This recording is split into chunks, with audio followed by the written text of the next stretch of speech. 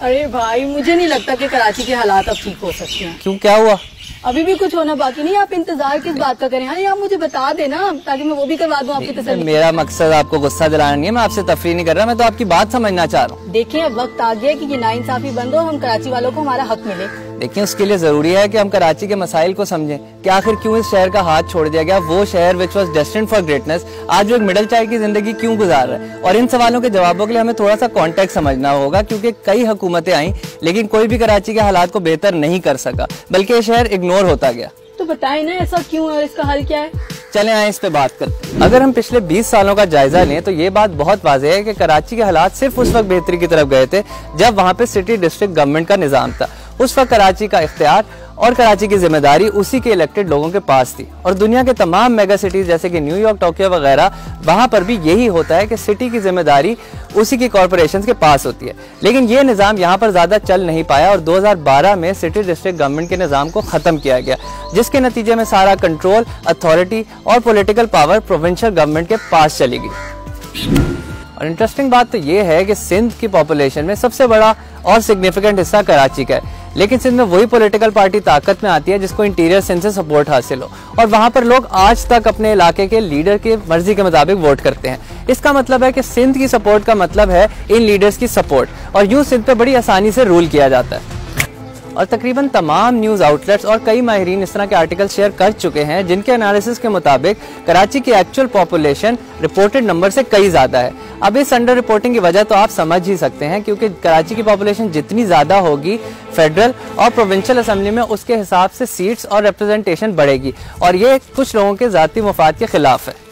यार चले, ये बात तो आपकी ठीक है, लेकिन फेडरल हुकूमत कौन सा कराची के साथ है? मेट्रो बनती है तो इस्लामाबाद जैसे शहर में, जहाँ की टोटल पॉपुलेशन ही 1.13 मिलियन है, और कराची जैसे मेट्रोपॉलिटन शहर की ट्रांसपोर्ट का कोई हाल ही नहीं है। बंदे के ऊपर बंदा चढ़ा हुआ है, किराए आसमानों को छू रहे हैं, सड़कों, बिल्डिंग्स और पुलों का तो कोई हाल ही नहीं है। और फिर वो जो स्कीमें आती है ना लैपटॉप शैपटॉप वाली, वो भी लाहौर में आती है और कराची को हर मामले में इग्नोर करती है। देखिए, आपकी बात बिल्कुल ठीक है। चले आए कराची का प्रोविंशियल और फेडरल लेवल पे इन डेप्थ जायजा लेते हैं।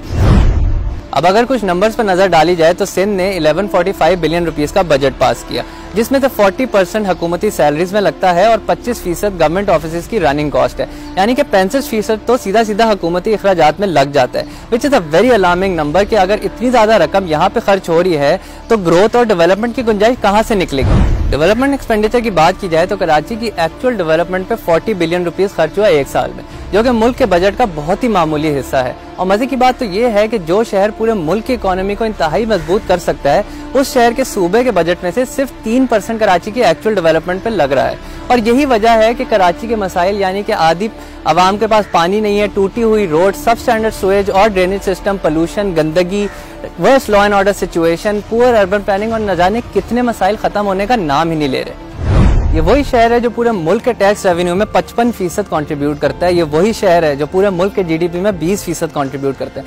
ये वो शहर है जहाँ पे पूरे मुल्क से लोग नौकरियां करने और अपने बच्चों का पेट पालने आते हैं। ये वही शहर है जहाँ पे हर कास्ट और एथनिसिटी के लोगों को वेलकम किया जाता है। वो तमाम लोग कराची को अपना घर मानते हैं। तो आखिर इस शहर की गलती क्या है? क्यों इस सोने की चिड़िया को इतने अरसे पिंजरे में बंद रखा गया? अरे भैया, क्या बातें कर रहे हो यार, क्या चल रहा है? ये इस्लामाबाद वाले कराची वालों का साथ क्यों नहीं देते यार? हमारे बगैर ये मुल्क नहीं चल सकता यार। अच्छा, चले आए इस पे बात कर लेते हैं। अगर एक आम शहरी की हैसियत से पूछें तो कोई भी पाकिस्तानी ऐसा नहीं है जो कि कराची की तरक्की के लिए दुआगो ना हो। ये सब पीसेस ऑफ पजल हैं। जहाँ पर कराची पूरे मुल्क की इकोनॉमी को लीड करता है तो वहीं पर बाकी सूबे उसको पानी और खाना फराहम करते हैं, और फिर पूरा मुल्क कराची के पोर्ट से ट्रेडिंग करके इस इकोनॉमी का पहिया चलाता है। तो हम सब मिलकर ही आगे बढ़ सकते हैं। तो बजाय इसके कि हम एक दूसरे पर उंगलियां उठाएं, हमें चाहिए कि हम मिलकर कराची को सपोर्ट करें और इसको वहां लेकर जाएं जिसका यह पोटेंशियल रखता है। दुनिया भर के मुल्क अपने मेगा सिटीज को फुली सपोर्ट करते हैं, और मिसालें आपके सामने हैं जैसे कि लंदन, टोक्यो, न्यूयॉर्क वगैरह। और उसकी वजह यही है कि ये मेगा सिटीज पूरे मुल्क की तकदीरें बदलने की सलाहियत रखते हैं।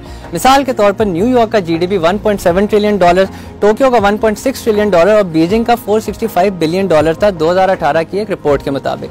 लेकिन अनफॉर्चुनेटली पाकिस्तान में पॉलिटिकल इख्तलाफात और पावर स्ट्रगल्स की वजह से कराची को उसका हक नहीं मिला। लेकिन अब वक्त आ गया है कि हम इसको बदलें। कराची हमारा है और हम कराची के, और हमारी मौजूदा हुकूमत से यही गुजारिश है कि पहले जो हुआ वो हुआ, लेकिन अब आप कराची को इंसाफ दें।